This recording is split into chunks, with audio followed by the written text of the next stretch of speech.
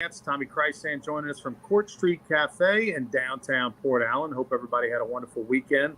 It has been a while since I saw you, been about a week or so. Just got back from St. Andrews, Scotland, where I had a wonderful time with some good friends of mine and former LSU baseball teammate, Luis Garcia.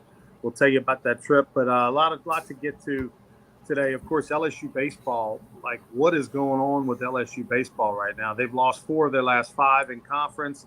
They all look the same. The pitching outside of Skeens and Floyd has been horrible, and that they blew a 13-4 lead at home against a team with a losing record in the SEC. Like that just doesn't happen. Don't know if it's ever happened. And so we'll get into that. LSU ranked number 5 in the latest poll that came out this morning. They play McNeese on Tuesday, their last regular season home game, and then they'll go on the road to Georgia, a Georgia team that got swept against Missouri this weekend, but a Georgia team who's got some very good hitters. So in the way LSU's pitching is going right now, like it's not a lock that the Tigers are going to go over there and get things turned around in Athens outside of when Skeens pitches on Thursday. The LSU softball, they are hosting a regional. They're a number 10 seed overall, and they're hosting the vaunted Raging Cajuns. They'll bring a ton of people from Lafayette. UL's not intimidated by playing in Tiger Park. They're gonna have their crowd there. So this is not a good draw for either team, really. The Raging Cajuns thought they were going to host. They thought they did enough to host. Instead, they're on the road in Baton Rouge. LSU would love to see anybody but UL Lafayette. By the way, Raging Cajuns came to Tiger Park and beat them earlier this year. Also, the NBA playoffs are underway. There's 4 teams left: Denver and Los Angeles. How about the 8 seeds, Tommy? We got an 8 seed in the Lakers, an 8 seed in the Heat. The Heat taking on the Celtics. The Lakers are taking on Denver. A lot of parity in the NBA this year. Ja Morant, maybe we won't see him again. Who knows what's going on with Ja Morant? I mean, just crazy guy, loses his mind once again. And the New Orleans Saints schedule came out, and I'll tell you which road trip I'm going to make. I've already got it planned, TK. Wow. 13 to 17 games in the Dome. That benefits the Saints in a big way. Let's bring in Tommy over at Court Street Cafe. First off, what's going on at Court Street today? Well, they breakfast, lunch, dinner, 7 days a week, Sunday brunch. Weren't open yesterday, and we want to say Happy Mother's Day to all the mothers out there. Hope it was a wonderful weekend and a wonderful day yesterday for you. But connect on Facebook and Instagram at Court Street Cafe. You'll know the lunch specials, the dinner specials. They had live music on the patio this past Saturday. So lots of good things happening in downtown Port Allen, just a couple of minutes over the Mississippi River Bridge. By the way, I gave a shout out yesterday on the air in the LSU game to Mama Rance, but I heard that. He was probably at a dance recital or something from my niece Reagan, my brother's oldest daughter. So shout out to Mama Rance if she's watching here today over in Lafayette. Happy Mother's Day, Ma. I love you. So let's talk LSU baseball. Okay. I know you have some thoughts. You went to a couple of games this weekend. All 4 of their losses, which 4 of their last 5 SEC losses going back to Saturday at Auburn. They lose 2 series, Tommy, back-to-back against teams with losing records in the conference play. That's unbelievable. We thought the second half of the schedule was the easier half, and LSU would take off and run away with things in conference, and now they're going to struggle. Right now they have to sweep to get to 20 wins, and no one thought that wasn't possible. Everybody thought they were going to get to 20 wins. It was just a matter of whether they get to how much more than that. But that said, what are you seeing right now from LSU baseball, and is it fixable? I don't know, Ronnie. Well, what I'm seeing is this. I was at the ballpark Friday night. Paul Skeens was amazing. It was just not fair. He punched out 15. They went by the run rule. But what happened both this weekend and the weekend before, Auburn and then Mississippi State didn't throw their ace against Skeens, thinking we can't beat this guy. So they went to game 2 with that. And I would expect Georgia to do the same thing this week. Now, but here's the bullpen. I mean, they can't throw strikes. They're throwing too many breaking balls, way too many breaking balls. And when you come out of the bullpen, you've got to come out throwing strikes. Okay, it's Mississippi State, a team that has struggled all year. They've had their share of injuries, and LSU's pitching staff's had its share of injuries, but they're just not challenging hitters. Again, the old thing, 70% of the time they're going to get out. They're going to pop it up. They're going to hit a ground ball. The defense has been okay for LSU for the most part this season. But it's just painful to watch. I was in a couple of group texts yesterday. I watched every pitch yesterday with you and Lynn Rollins calling it. When it was 13-4, I texted somebody that I wonder if they can hold on to this lead. I mean, while it was 13-4, obviously they didn't hold it on. And then the text messages and the memes were flying. It's like watching them last couple of years of Les Miles as the head football coach at LSU. It's just painful. It's like, what's going to go wrong next? Is this going to be a triple down the line? Is this going to be another walk? Is this going to be a hit batter? Another walk. We had 10 walks, 2 hit batters yesterday. And they're just not throwing strikes. And that's the key. I mean, that's the oldest saying in the world to a pitcher: throw strike, right? Boom. Not doing it. I don't know if it's fixable, Ronnie. I mean, unless they start throwing fastballs and challenging people. I mean, you got guys throwing in the low 90s, mid 90s, and they're throwing 3 straight breaking balls in the dirt or the wave curveball way away.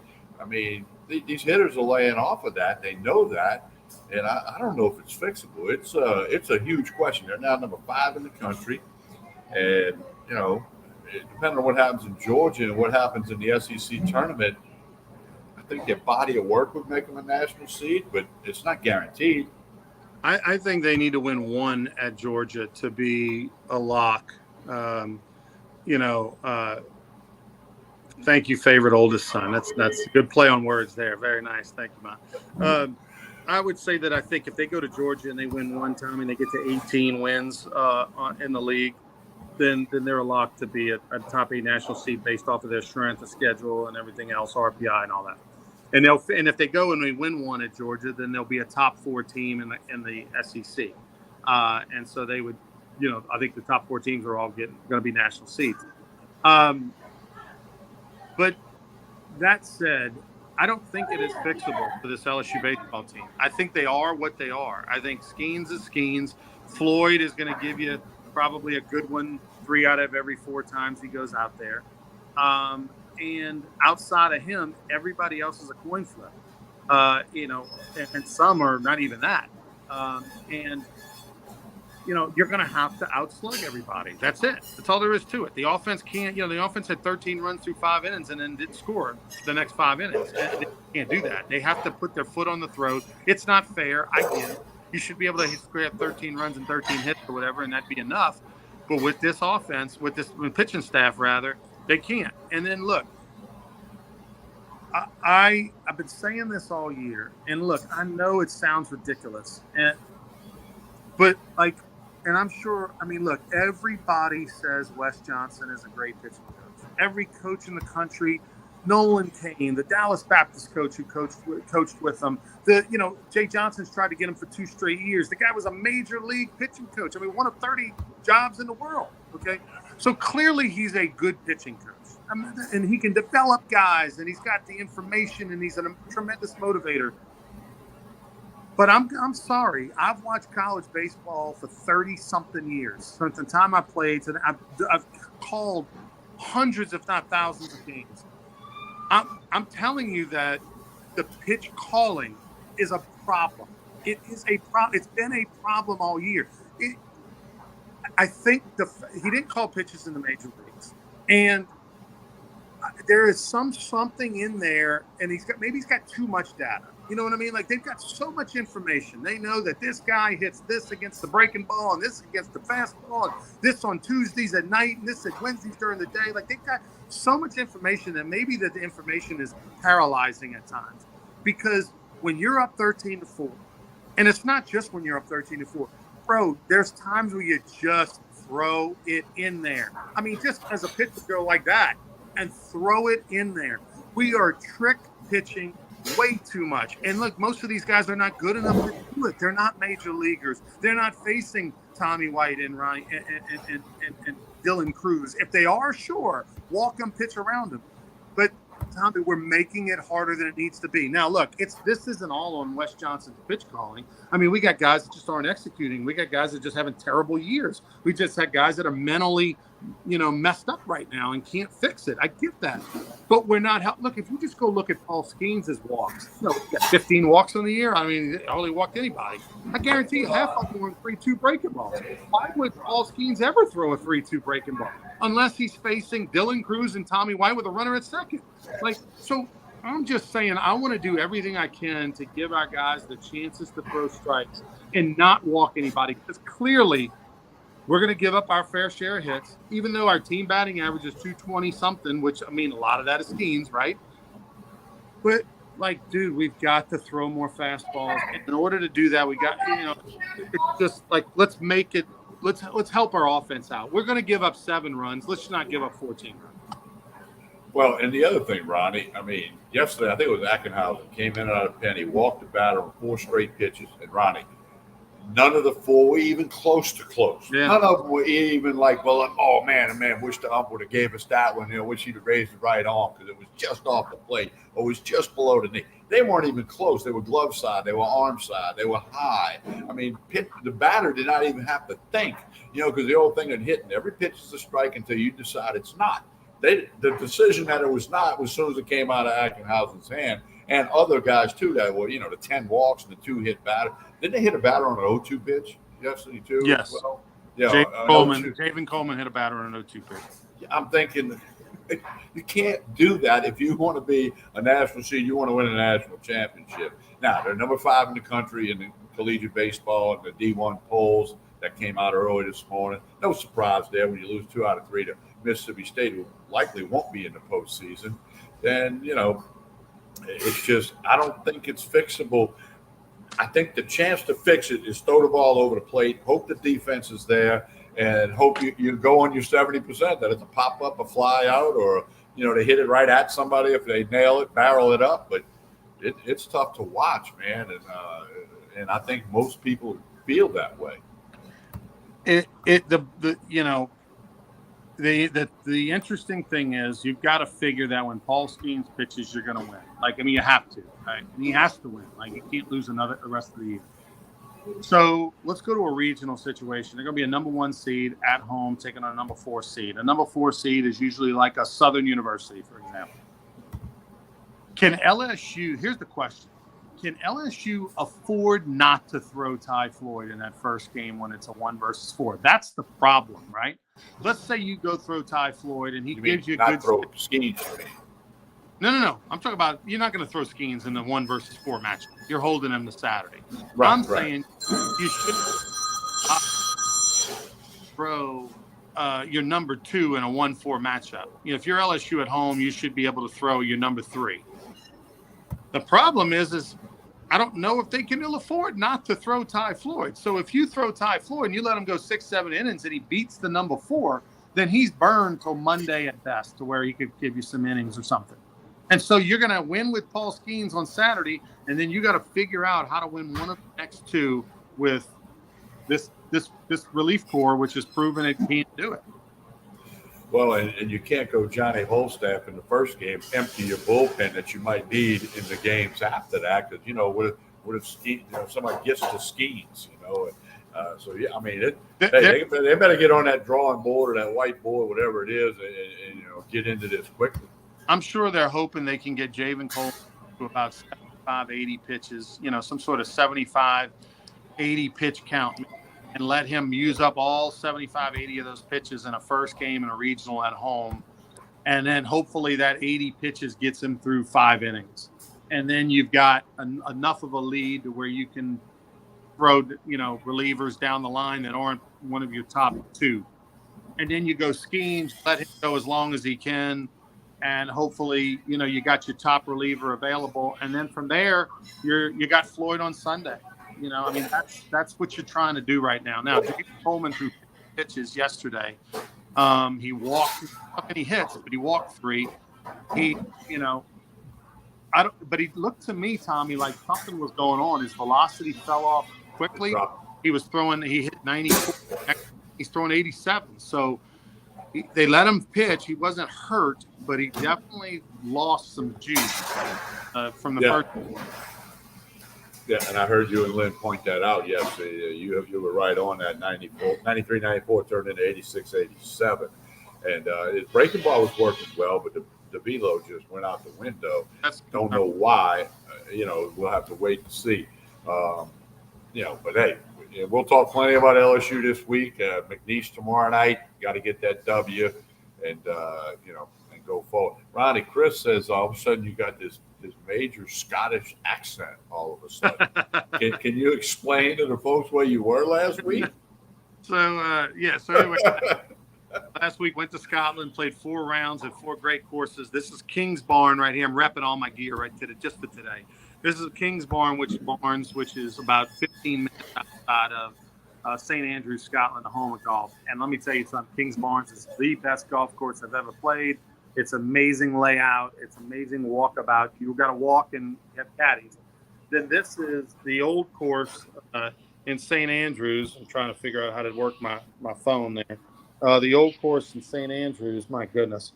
And let me tell you something, might be the most expensive polo I've ever bought, Tommy. Nothing's cheap over there. The dollar's not doing well against the pound. And St. Andrews is very, very proud of their gear. But played the old course, shot 85 on the old course, Tommy, which isn't a great score for those that are real golfers. But for somebody I'm right now a 16.7 index on my GIN app, okay? I shot 85. Right now, if I were to play the old course and put the tees I'd be playing at, I'd be a 19 handicap on that course, and I shot 85. So I'm very happy with my round. Had a wonderful time. Had 2 birdies. It wasn't quite Buzzy Heidel 72.6 at Augusta, where he had shot 72 with 6 birdies. But had an awesome time, awesome experience. Glad to be back in Baton Rouge, eating some food other than fish and chips, I might add. And ready to get to it. I'm impressed with the 85 at the old course. I mean, that's remarkable. And you haven't been, it's not like you've been playing twice a week for 4 months, right, where you might be a little sharp, a little on your game, not mishit that chip or something like that. So that's pretty good. I'm going to put this down, Ronnie. You ready for this? Put your seatbelt on. I think you shooting an 85 at the old course the other day is comparable to Buzzy's 72.6. Wow. Because Buzzy plays 6 days a week, okay? Wow. And he's a he's a better golfer than you. And so I'm going to put those two in the same category. Because I got 72.6 on the Buzzy's name in my phone. I'm going to have to put 85 old course. Oh, 85 2. 2 birdies. Yeah, 2 birdies. I'm going to go 85-2. Instead of jumbo, it's going to say 85-2. I like it. We'll have to have Buzzy on Sports Shorts Radio Saturday morning if we can get him off the course for 5 minutes. Okay, a couple quick things to get to. We'll talk LSU Georgia later in the week. They do play Thursday, Friday, Saturday, by the way. Well, all SEC teams do, because the tournament in Hoover is the next week. And that way everybody's done Saturday. Can't use Sunday for a makeup. We know that drill. Go ahead. Saints schedule came out. What was which is big news in the NFL? I'm going to tell you in a minute where I'm headed to go watch and play, but what was your reaction to the schedule? Well, according to all the pundits nationally, it's one of the easier schedules in the NFL, and that's in part because you're in the NFC South. So more than a third of your schedules against the Falcons, the Panthers, and the Buccaneers, who are not expected to be real good. I like that. I don't think there's anything real super crazy about the schedule other than being home against the Giants on a Sunday, fly to L.A. for a Thursday night game against the Rams. But nowadays, charter flights, it's not like they got to change planes in Dallas or something. I mean, that shouldn't be an issue, and they're pro football players. They had a rookie mini camp this weekend with 48 guys out there. They were impressed with Jake Hayner, the quarterback, 4th-round pick out of Fresno. But as everybody keeps saying, every time somebody says something good about the Saints, or they talk about that over and unders down 9.5 wins on the season total. And I had Jimmy out on Sports Shorts Radio the other day. And he said it. He said, but you got Dennis Allen. And everybody on social media has said the same thing. Yeah, you got Derek Carr, but you got Dennis Allen. Can he take that step forward as a good time game coach, making those game management decisions while the clock's running? And you don't know what's going to happen with Alvin Kamara. How many games is he going to end up having to miss potentially this year with some sort of, suspension or jail time or whatever, with his cases that are going on. The Saints play September 24th in Green Bay at Lambeau Field. That is going to be a road trip for Ronnie Rance. It's a combo golf, going to Whistling Straits, and going to play and go watch the Saints play in Lambeau Field, which is an iconic stadium. or obviously LSU fans remember going up there to play Wisconsin in Lambeau Field, which I was a part of. That was amazing.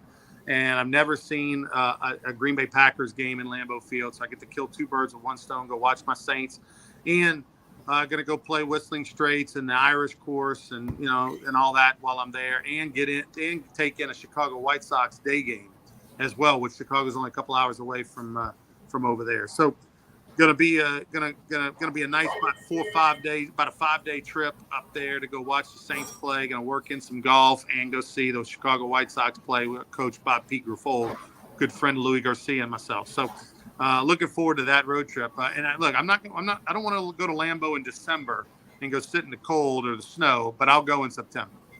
Yeah, I think that'll be a great trip. You'll see Jordan Love at quarterback, obviously.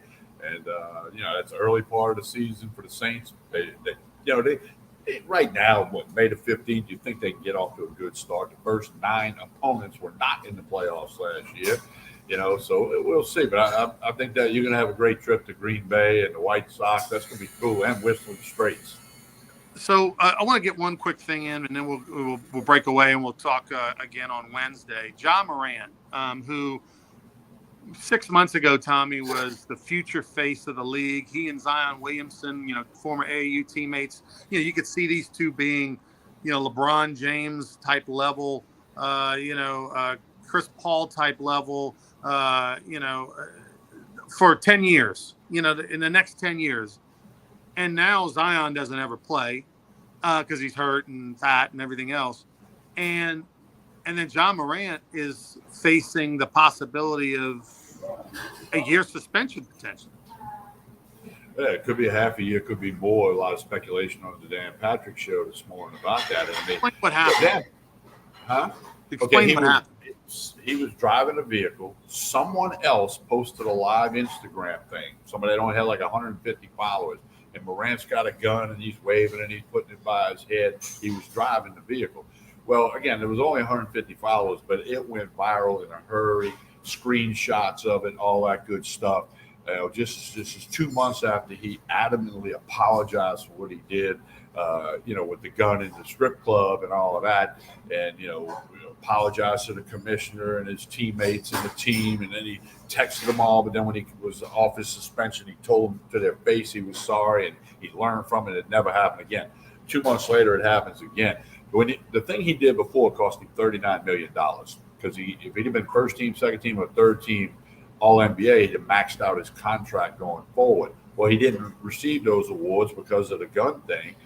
And then now, he's going to be suspended a half a year or a year, suspensions in the NBA without pay. Dan Patrick made a good point, right? The more money you have, the more yes men you got around you.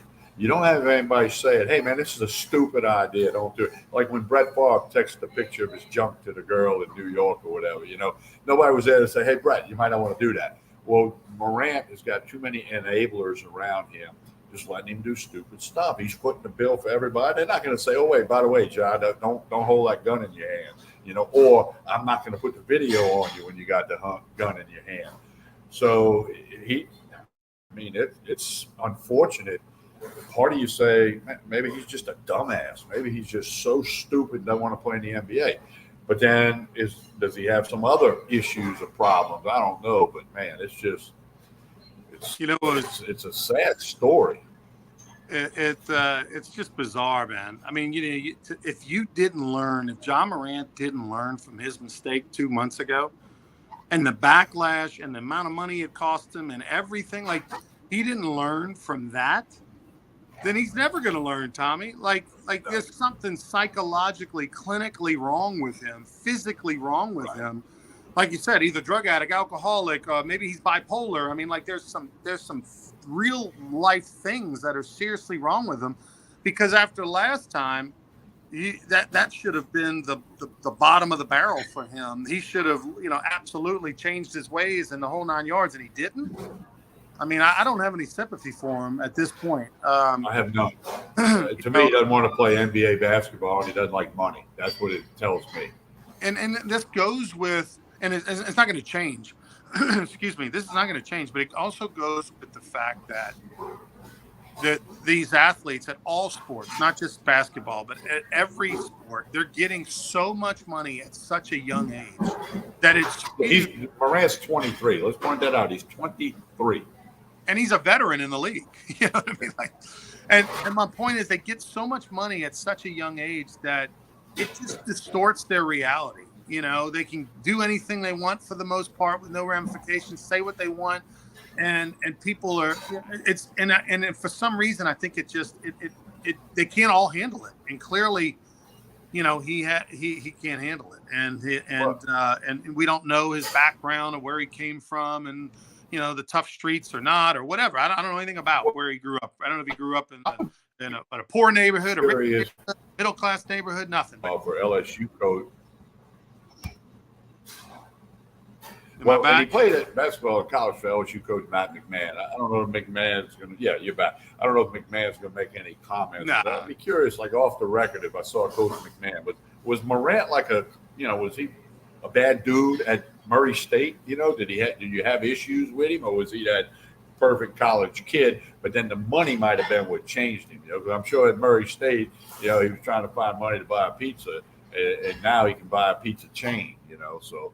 It's just, it's very, very, very unfortunate. Hey, Ronnie, 2 weeks from tomorrow, the Rougarou will be at Pete Goolsby Field in Baton Rouge playing baseball. 2 weeks from tomorrow. Tickets and merchandise are available. brrougarou.com. Get it done. I feel the excitement building, Ron. Opening day, May 30th. We hope to see everybody there. That's a Tuesday night. We play Tuesday, Wednesday, Thursday at 7 o'clock that week. So make your plans to join us. Bring the family out. It's going to be a lot of fun. Tommy and I will be back here on Wednesday for more Sports Shorts Daily, presented by LeBear's Casino. Don't forget Rougarou tickets, the best deal in town at brrougarou.com. Tommy already told you about Court Street Cafe, only 5 minutes from downtown Baton Rouge. Go check them out. We will see you on Wednesday. For Tommy and Ronnie, have a good one. Please like and share this video.